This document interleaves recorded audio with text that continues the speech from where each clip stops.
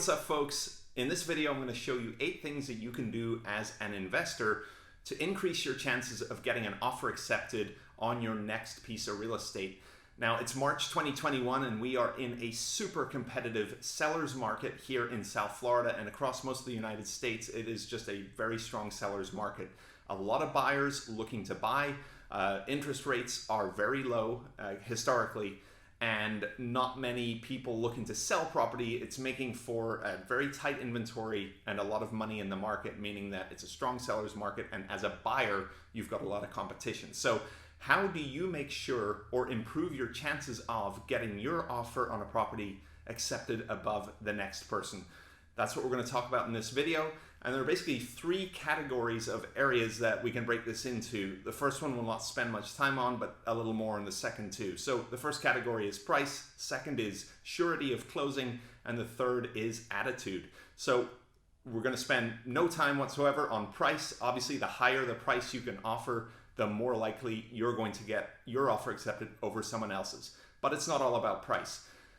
What you'll learn, and if you don't know this already, is that surety of closing is extremely important. Now, if you're a professional investor or you've been doing this a little while, you're dealing with a lot of real estate brokers, and especially if you're looking to pick up multifamily property in our market here, you'll realize there is just really a small handful of real estate brokers that do like 90% of the deals here. It's maybe up to 20 brokers that just do over and over again, are the listing agents on most of the multifamily product here. So when a seller is represented by a broker, which is the case most of the time, the broker is going to be looking out for that seller and making sure that whoever goes under contract with the seller has the highest chance of closing the deal. The brokers do that not only for the seller's interest, but for their own, right? We as brokers want to make sure that we're going to get paid at the end of the day. So we want someone who's going to close on a deal. So surety of closing is extremely important. So there are a few things you can do as a buyer to increase the strength of your offer by making it appear that you have a stronger likelihood of closing on the deal versus someone else.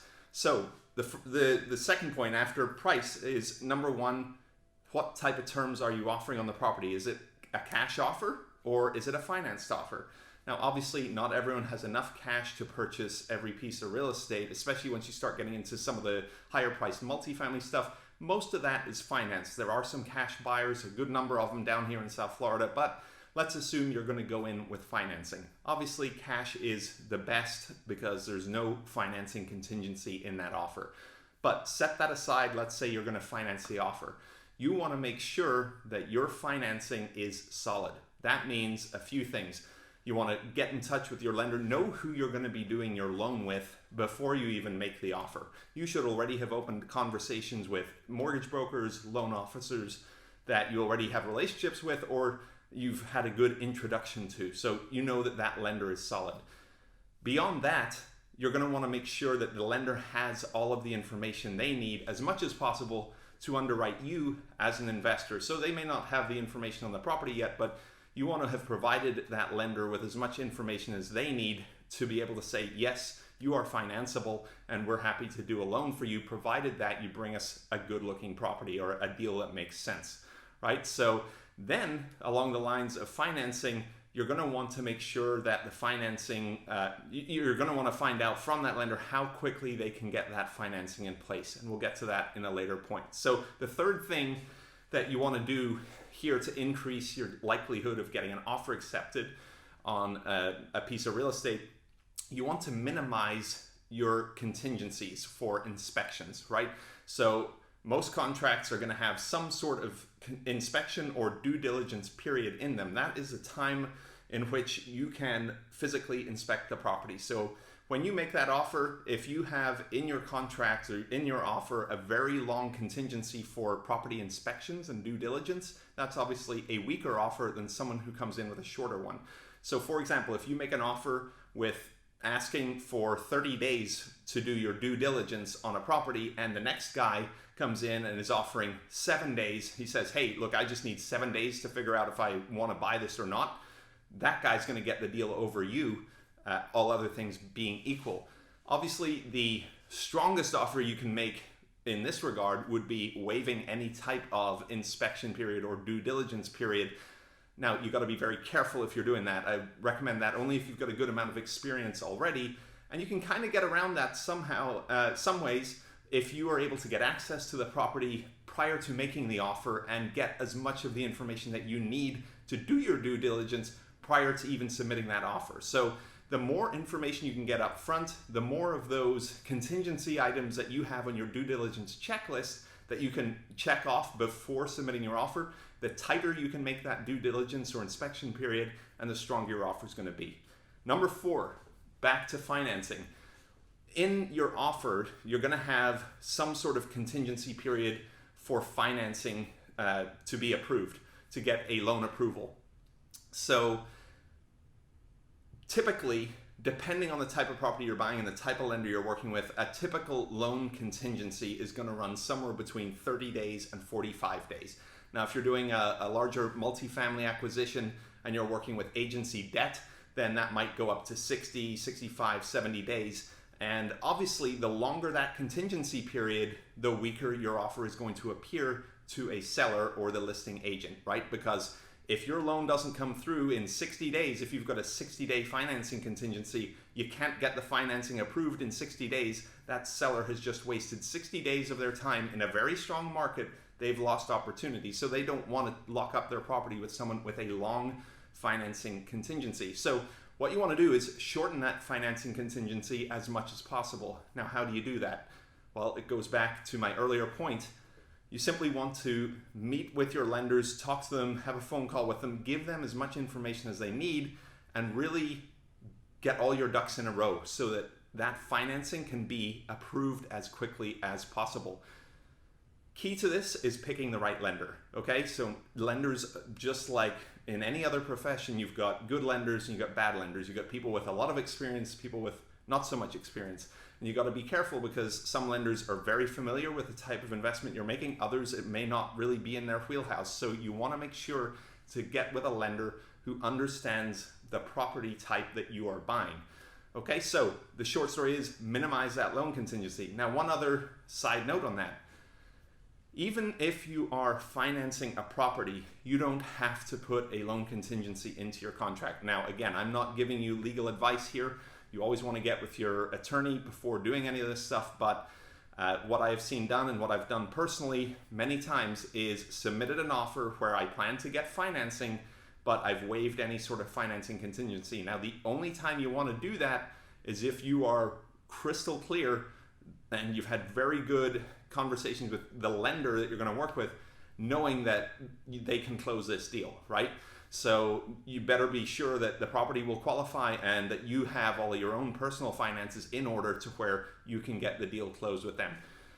So that's a little riskier. It's definitely riskier because once you're past that inspection period, if you've got no loan contingency and you're planning on getting financing and that financing doesn't come through, you're still on the hook to close the deal. And you can lose your deposit or get into a lawsuit for specific performance. So be very careful doing that. There are things that you can put into the contract to help cover yourself in that case, but just another side note, get with me. I'm happy to talk to you guys if you're planning on making offers on properties and you want to get some more detail on any of these points. All right, point number 5, closing date.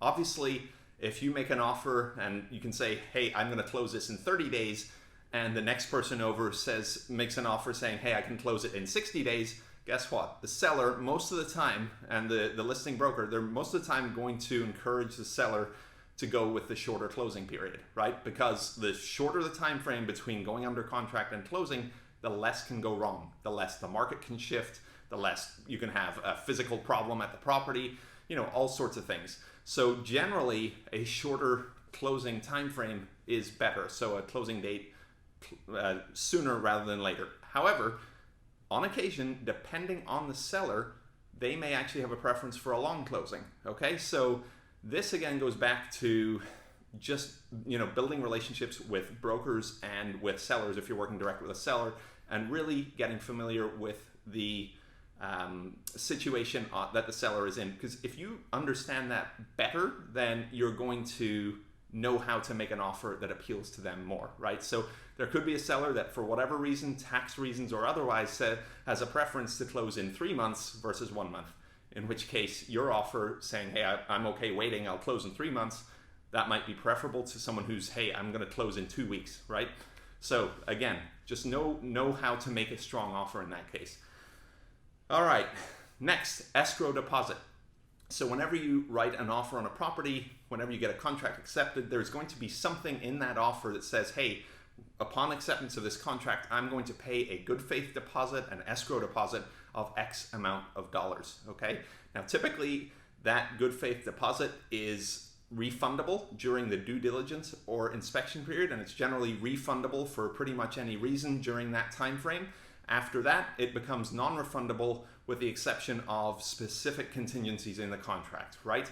So the bigger that initial escrow deposit, the better, right? That's a stronger offer. Even though it's refundable during inspections, once you get to the end of those inspections, if you've got a $50,000 deposit that you're offering versus someone else is offering a $10,000 deposit, your offer is going to be stronger. Now, another way to do this is to split your deposit up. You can offer a first deposit and then a second deposit. So if you're a little unsure about things, you want to make your first deposit lower during that refundable period, and then after the end of inspections, you might do a second deposit for a higher amount. So what I've seen, for example, on maybe a $1 million purchase, you're going to go for an all-in deposit of $50,000, but you offer $10,000 when you make the offer, and then the $40,000 after inspections, okay? And then at that point, the $50,000 is non-refundable unless there's some other contingency in the contract that lets you get that back.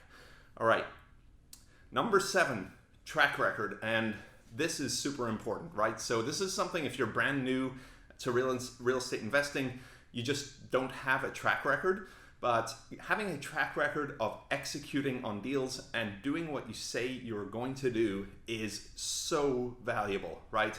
This, above pretty much any of the things that I have told you so far, will be a stronger reason for someone to accept your offer than pretty much anything else.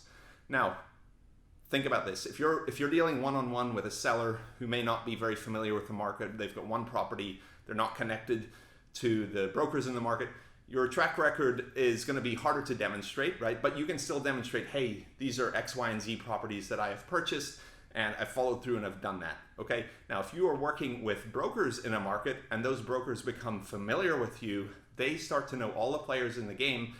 And if you have consistently, with those brokers, followed through on what you say you're going to do, guess what? When they go and they're listing a property and you make an offer on it, they can go to that seller and say, hey, Mr. Seller, got an offer from, John Smith here. I've closed 5 deals with him. He is a solid guy.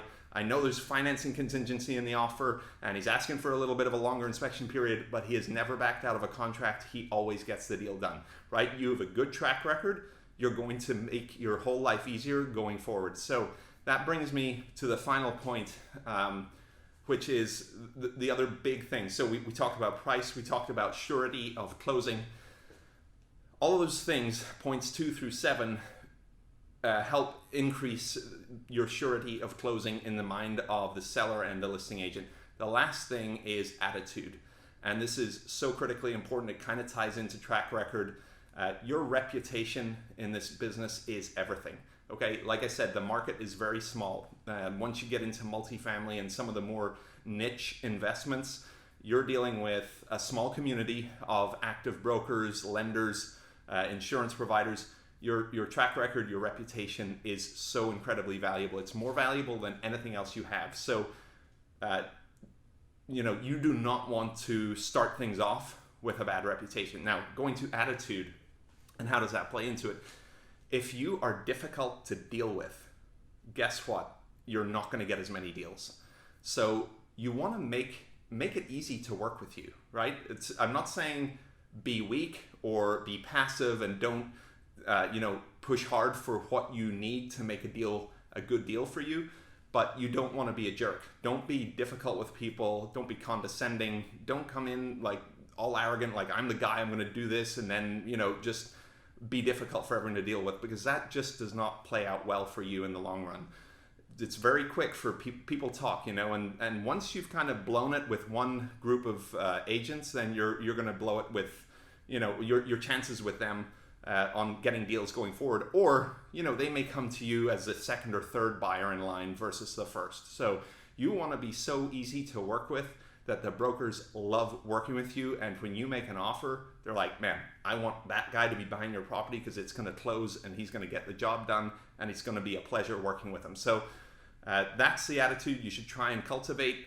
Hope this was helpful. I'll put a list together so you can just have that as a quick PDF here, downloadable at the bottom of the video. If you do some of these things when you're submitting offers, then it's absolutely going to increase your chances that you're going to get offers accepted by sellers and listing brokers. All right, thanks a lot. Appreciate you staying tuned, and I'll see you on the next one.